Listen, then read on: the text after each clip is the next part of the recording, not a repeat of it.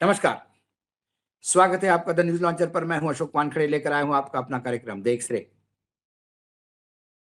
वैसा तो news launcher पर बाबाओं को हम बिठाते नहीं, कुंडली, भविष्य के जो वक्ता है, कई चैनलों पे भविष्यवेत्ता भी अपने आप को बहुत बड़े ज्योतिष बता के सामने आते हैं और ऐसी भविष्यवाणी करते हैं और ऐसे थंबनेल बनते हैं कि लोगों को लगता है कि अरे बाप रे!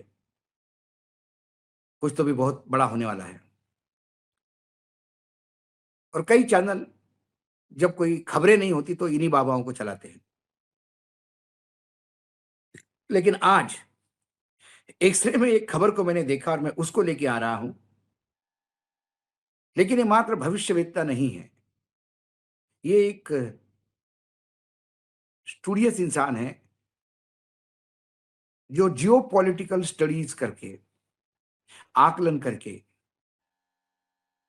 कुछ तथ्य सामने रखने का प्रयास करता है। खबर आप तक लाने की इच्छा इसलिए हुई क्योंकि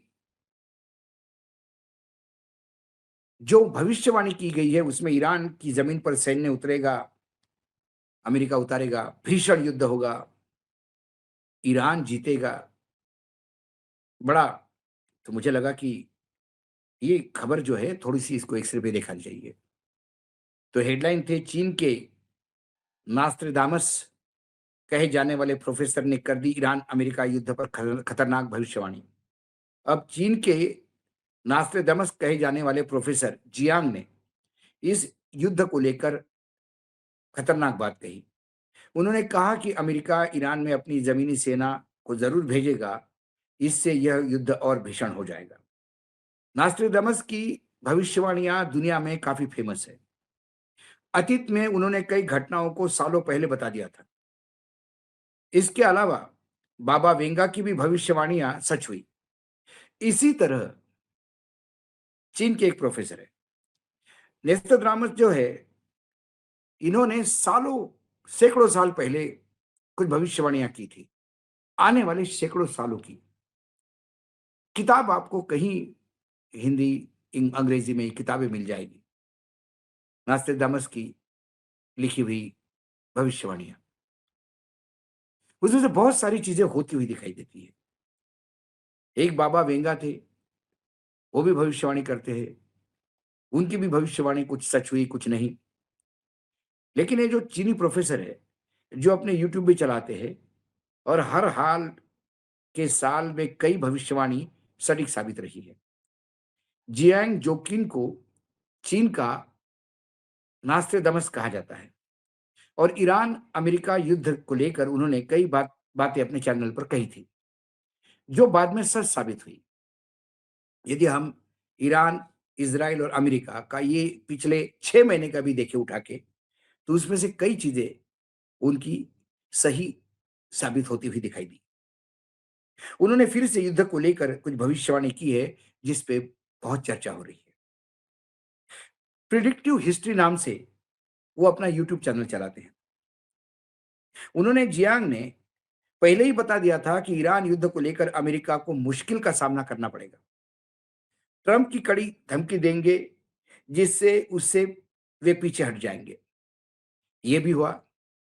यदि आपने थोड़ा नोटिस किया होगा, तो 28 फरवरी से लेके हर रोज ऑन एन एवरेज ट्रंप धमकी देते हैं और 2-3 दिन बाद फिर एक बड़ी धमकी देते हैं, जिसमें डेडलाइन देते हैं कि 48 घंटे, 5 दिन, 24 घंटे।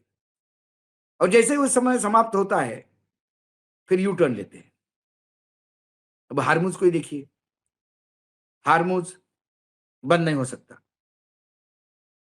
हार्मुज बंद होगा तो आपको नुकसान उठाना पड़ेगा। हमारी नेवी सक्षम है, हार्मुज को खोल देगी। हमारी नेवी हार्मुज के खोलने में मदद नहीं करेगी। मैं विश्व के तमाम देशों को रिक्वेस्ट करता हूं कि आप अपनी नेवी को भेजें, हम सब मिलकर हार्मुज खोलें। अब तुमने हार्मुज नहीं खोला तो मैं छोड़ दूंगा नहीं। अब मैं ईरान से सैंक्शंस भी हटा रहा हूं थोड़े बहुत। कुछ तेल ईरान बेच सकता है, कम से कम हार्मुज तो खोले। फिर 48 घंटे में हार्मुज़ नहीं खोला तो मैं बर्बाद कर दूँगा। अच्छा जाओ, हमको हार्मुज़ खोलना ही नहीं, हमको कोई लेना-देना नहीं हार्मुज़ से।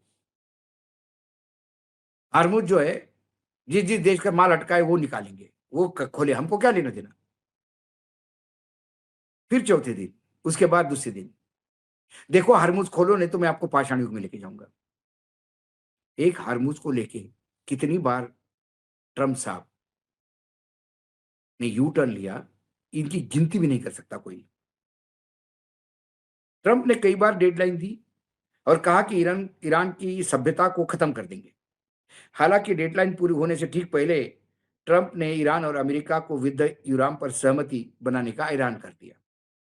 जियांग ने कहा कि इस युद्ध को लेकर एक खतरनाक बात है। उन्होंने प्रेडिक्ट किया कि अमेरिका ईरान में अपनी जमीनी सेना को जरूर भेजेगा और इससे यह युद्ध और भीषण हो जाएगा। अकेले हवाई हमले ही काफी नहीं होंगे।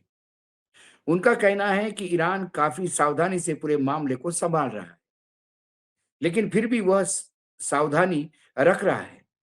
हालांकि अमेरिका एक तय योजना पर ही आगे बढ़ रहा है।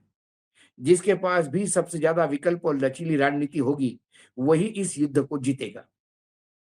मजबूत हथियार और सैन्य शक्ति होने से ज्यादा जरूरी यह है कि हालात के हिसाब से कौन खुद को ढालता है। बता दें कि 2 साल पहले जियांग ने भविष्यवाणी की थी, कहा था कि ट्रंप ही चुनाव जीतेंगे। उन्होंने 3 भविष्यवाणियां की थी कि ट्रंप की वापसी होगी, इसके बाद अमेरिका ईरान में युद्ध हो जाएगा, और तीसरी बड़ी भविष्यवाणी करते हुए जियांग ने कहा था कि इस युद्ध में अमेरिका की बुरी तरह से हार हो जाएगी। चीनी प्रोफेसर की पहली और दूसरी भविष्यवाणी तो सही होती हुई हम लोग देख रहे हैं, जबकि तीसरी भविष्यवाणी बात करे तो भले ही युद्ध विराम हो गया हो, लेकिन अभी तक कोई नतीजा नहीं निकला। हालांकि ईरान ने लंबे समय तक अमेरिका के सामने डटकर सामना किया है, जिससे ट्रंप बैकफुट पर नजर आते हैं। जो सीज फायर की बात हो रही है, जिन लोगों को लगता है कि सीज फायर हो गया तो अब शायद युद्ध और भीषण नहीं होगा, लेकिन सीज फायर तो दूसरे दिन ही टूट गया। अमेरिका ने कहा कि लेबनान हिस्सा ही नहीं सीज फायर का, जबकि पाकिस्तान ने कहा था लेबनान हिस्सा है, और वो रीट्वीट व्हाइट हाउस ने किया था। उसके बाद लेबनान पर लगातार हुए भीषण बमबारी से ईरान ने हार्मुज बंद कर दिया। तो इस जो 2 वीक का सीज फायर था, इसमें अहम बात थी कि अमेरिका अमेरिका के जितने भी सहयोगी हैं, वो और ईरान, लेबनान और जहां-जहां ईरान अभी तक हमले कर रहा था, उन तमाम जगहों पर कोई हमले नहीं होंगे। इसके एवज में गुडविल गेस्चर के तहत हार्मुज खोला जाएगा। उसके बाद ईरान ने कहा कि हम तैयार हैं, लेकिन हम आपने यदि हमले रोके तो हम भी तैयार हैं हमले रोकने को, लेकिन हमारी उंगली ट्रिगर पे हमेशा बनी रहेगी। आपने हमले किए तो उसका मुंहतोड़ जवाब दिया जाएगा। उसके बाद हार्मुज उन्होंने खोलने की बात कही, कहा कि आर्मी के कोऑर्डिनेशन में हार्मुज खुलेगा, लेकिन थोड़ा टेक्निकल प्रॉब्लम है, वहाँ बहुत सारे माइंस सी माइंस है, तो एक रूट तय करके हम निकासी की व्यवस्था करेंगे। लेकिन लेबनान पे हुए हमलों के बाद और जो वहाँ नरसंहार हुआ, उसके बाद ईरान बौखलाया। उन्होंने अपने हमले और तेज किए इज़राइल पे। इज़राइल इस युद्ध का की पॉइंट है।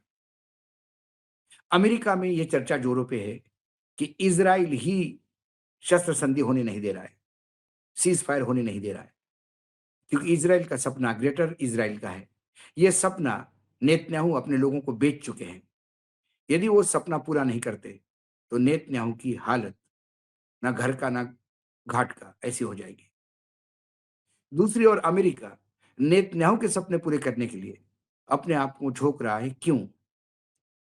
हर अमेरिका का जो राजनीतिक विश्लेषक है, अमेरिका को झोंक दिया है इस युद्ध में। कई सवाल एक सिरे से निकलते हुए दिखाई देते हैं, और ये भविष्यवाणी तीसरी, हम चाहते ये सब सही नहीं हो, क्योंकि इसमें हार जीत किसकी भी हो, मानवीय नुकसान बहुत होता है।